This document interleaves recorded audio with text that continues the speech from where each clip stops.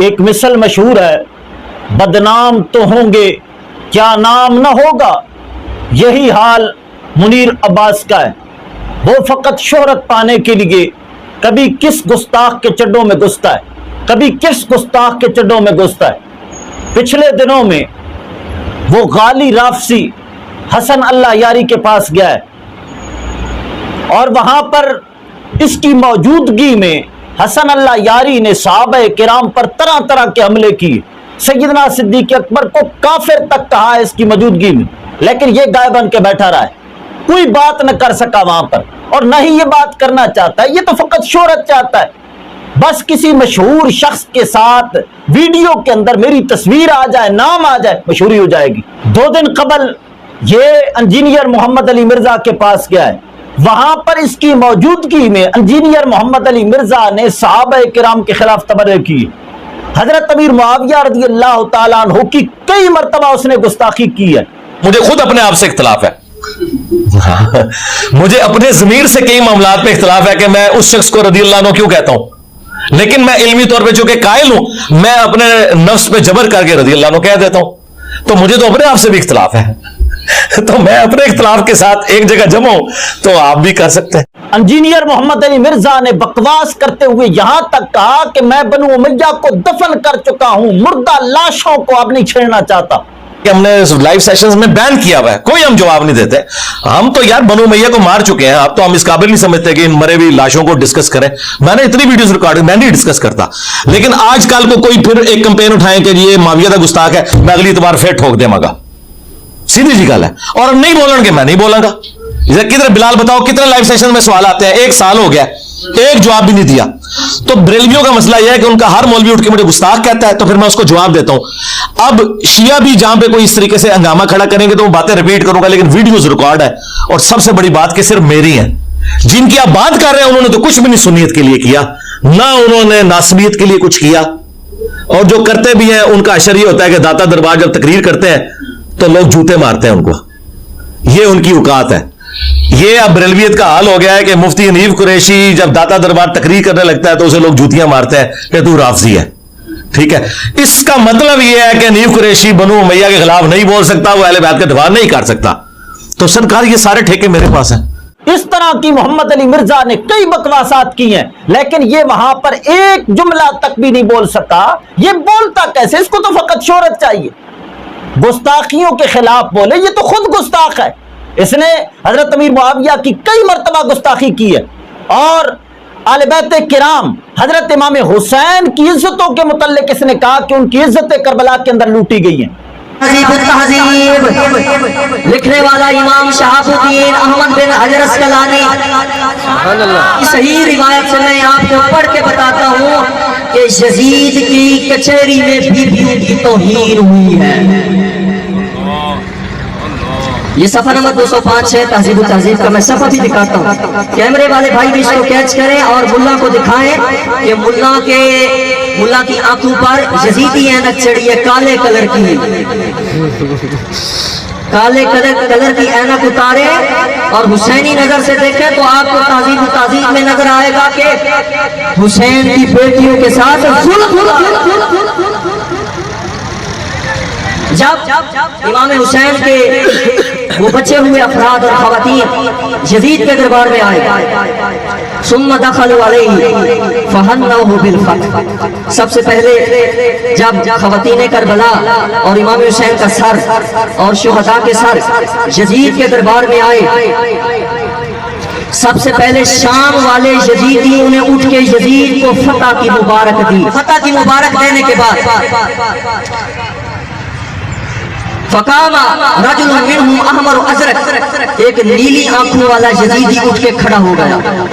ونظر الی وصیفہ من بناتہ، اور حسین کی بیٹی کی طرف گھور گھور کے دیکھنے لگا.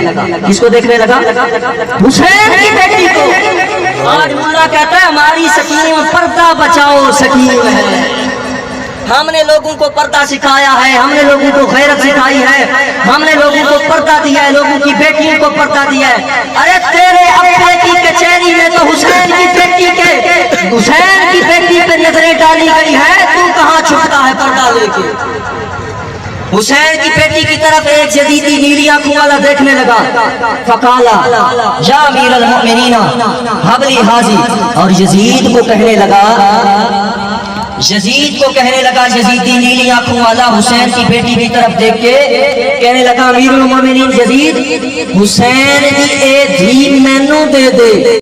दिफा करना तो उसका मकसूद ही नहीं है, ये तो फकत शोहरत चाहने के लिए गया था कि इंजीनियर मोहम्मद अली मिर्जा चूंकि बहुत मशहूर शख्सियत है और उसकी वीडियो चूंकि बहुत वायरल होती है, तो उसकी वीडियो के अंदर मेरा भी नाम आएगा तो मेरी भी मशहूरी हो जाएगी कि मुनीर अब्बास भी किसी हस्ती का नाम है।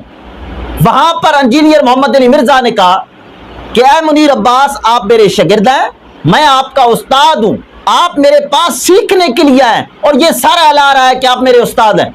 और उसने कहा कि इल्मी तौर पर मुझे नीचा कोई नहीं दिखा सकता, अगर इमाम अहमद रजा कब्र से उठाए, इब्ने तैमिया आ जाए और माजरत के साथ पीर मेहर अली शाह कब्र से उठाए, मुझे कोई भी इल्मी तौर पर नीचा नहीं कर सकता। देखिए, अगर हम इल्मी बहसे करेंगे इसका मतलब है हम कोई सीखने नहीं आए, हम एक दूसरे को नीचा दिखाए। तो नीचा तो मैं तुहानू दसिया है कि आला हजरत कब्र तो निकल आवन, ते भावें इब्ने तैमिया निकल आवे, ते भावें पीर मेहर अली शाह साहब निकल आवन, माजरत नाल इल्मी दलाइल है, इल्म दी दुनिया है, वो तो मैनू कोई नीवा नहीं कर सकता। मैं दस देंगा पीर मेहर अली शाह साहब ने किथे किथे दीन दे नाल जो कुछ कीता है, उन्हें भी वस्ताई नू बिसबरी वसरात या अली मदद साबित कीता होया जे। फिर मैं पूछना यार ये तो साबित होंदा यार, इतना पढ़ा लिखा बंदा अल मदद या नमाज, अल मदद या सबर पे साबित करता है, तो वो छड़ दो, वो मुकाबला नहीं। मैं सिंपल ही गल कर रहा तुहानू समझाने वास्ते, मैं टीचर हाँ, टीचर का काम है समझाना।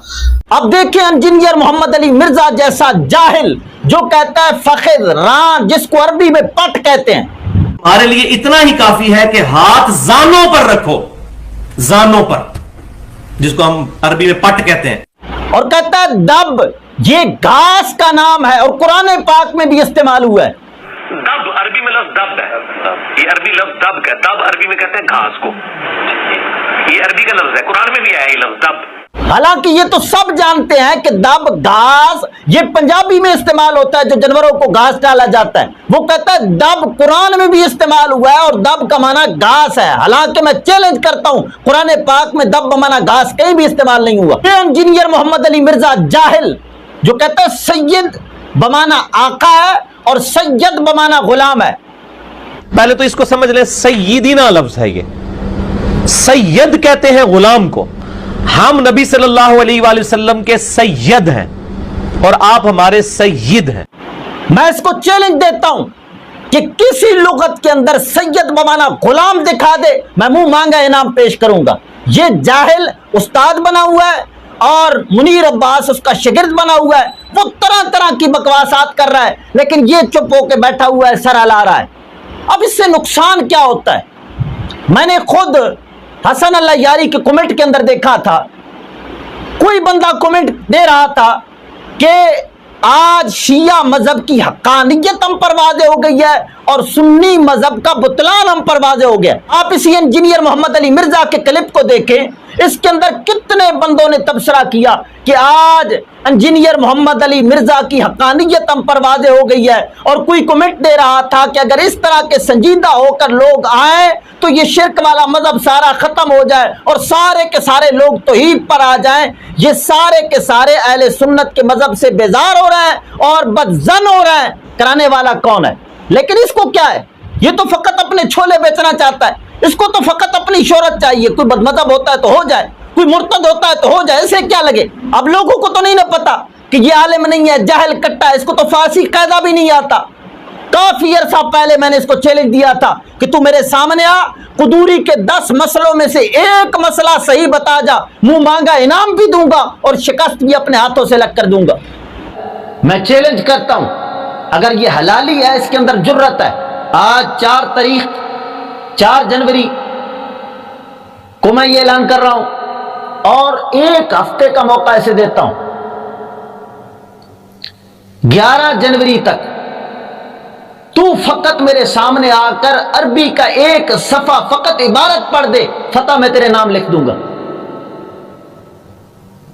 चलो ये बात भी भारी है, मजीद आसान कर देता हूं। दरसे निजामी के अंदर फिक़ह की जो पहली किताब पढ़ाई जाती है, यानी बिल्कुल अव्वल शुरू में, कुदूरी शरीफ, वो कुदूरी शरीफ हफ्ते का मौका दे रहा हूं तुझे, تو کسی عالم کے پاس اس کو پڑھ لے، یا خود مطالعہ خود تو خیر نہیں کر سکتا، کسی عالم کے پاس پڑھ لے، تو اس کو سمجھنے کی کوشش کر۔ ایک ہفتے کے بعد میرے سامنے بیٹھ، قدوری کے 10 مسئلے متن سے میں پوچھوں گا، اگر وہ 10 مسئلے قدوری کے متن سے تو نے حل کر دیے، قدوری کا متن تو نے سمجھا دیا، 10 مسئلوں میں سے فقط ایک بتا دیا، فتح میں تیرے نام لکھ دوں گا۔ اور میں نے اس کو چیلنج دیا تھا، تو میرے سامنے آ، عربی کتاب کا ایک صفحہ میرے سامنے عبارت پڑھ، 50,000 روپیہ نقد انعام بھی دوں گا اور اپنی شکست بھی اپنے ہاتھوں سے لکھ کر دوں گا۔ باقی رہے یہ 3 مناظر جو نئے مناظر تیار ہو رہے ہیں، یوسف رضوی ٹوکا، عبدالحمید خانے والی اور منیر عباس، ان کے اندر مناظرے کی بالکل صلاحیت نہیں ہے، ان کے لیے بہت سستا پیکج ناچیز دے رہا ہے۔ یہ تینوں فقط ناچیز کے سامنے آ کر بیٹھے اور فقط عربی کا ایک صفحہ عبارت پڑھیں، ناچیز 50,000 روپیہ نقد انعام بھی پیش کرے گا اور اپنی شکست اپنے ہاتھوں سے لکھ کر دے گا۔ لیکن مجھے پتا ہے نہ خنجر اٹھے گا نہ تلوار ان سے، یہ بازو میرے آزمائے ہوئے ہیں، یہ مرتے مر سکتے ہیں لیکن ناچیز کے سامنے ایک عربی کا صفحہ تک نہیں پڑھ سکتے۔ جن کو عربی پڑھنا نہیں آتی یہ مناظرے کریں گے، یہ فقط سستی شہرت چاہتے ہیں، ان کے ساتھ ہمارا کوئی کلام نہیں ہے۔ اگر کوئی عالم ناچیز کے ساتھ اس مسئلہ پر کلام کرنا چاہے، ناچیز ہر وقت حاضر ہے، انشاءاللہ العزیز دلائل کے ساتھ اپنے اس موقف کو ثابت کرے گا۔ باقی رہے یہ 3 مناظر جو نئے مناظر تیار ہو رہے ہیں، یوسف رضوی ٹوکا، عبدالحمید خانے والی اور منیر عباس، ان کے اندر مناظرے کی بالکل صلاحیت نہیں ہے، ان کے لیے بہت سستا پیکج ناچیز دے رہا ہے۔ یہ تینوں فقط ناچیز کے سامنے آ کر بیٹھے اور فقط عربی کا ایک صفحہ عبارت پڑھیں، ناچیز 50,000 روپیہ نقد انعام بھی پیش کرے گا اور اپنی شکست اپنے ہاتھوں سے لکھ کر دے گا۔ لیکن مجھے پتا ہے نہ خنجر اٹھے گا نہ تلوار ان سے، یہ بازو میرے آزمائے ہوئے ہیں، یہ مرتے مر سکتے ہیں لیکن ناچیز کے سامنے ایک عربی کا صفحہ تک نہیں پڑھ سکتے۔ جن کو عربی پڑھنا نہیں آتی یہ مناظرے کریں گے، یہ فقط سستی شہرت چاہتے ہیں، ان کے ساتھ ہمارا کوئی کلام نہیں ہے۔ اگر کوئی عالم ناچیز کے ساتھ اس مسئلہ پر کلام کرنا چاہے، ناچیز ہر وقت حاضر ہے، انشاءاللہ العزیز دلائل کے ساتھ اپنے اس موقف کو ثابت کرے گا۔ اس کے پاس تو علم ہی نہیں ہے، یہ کیسے جواب دے سکتا ہے؟ لیکن اب لوگوں پر کیا اثر ہوتا ہے کہ جب یہ جبہ دستار اور اس طرح کی وضاقتہ بنا کر جاتا ہے اور بریلویوں کا امام بن کر جاتا ہے، بدمذہبوں کے سامنے جب یہ نہیں بول سکتا تو اس وجہ سے لوگ اہل سنت مذہب سے بدظن ہو رہے ہیں۔ لیکن اسے کیا پرواہ، کوئی کافر ہوتا ہے، مرتد ہوتا ہے، بدمذہب ہوتا ہے، ہو جائے، اسے فقط اپنی شہرت چاہیے، یہ فقط اپنے چھولے بیچنا چاہتا ہے اور اپنی عزت اور اپنا وقار چاہتا ہے۔ اب قیمت کیا ملی جی؟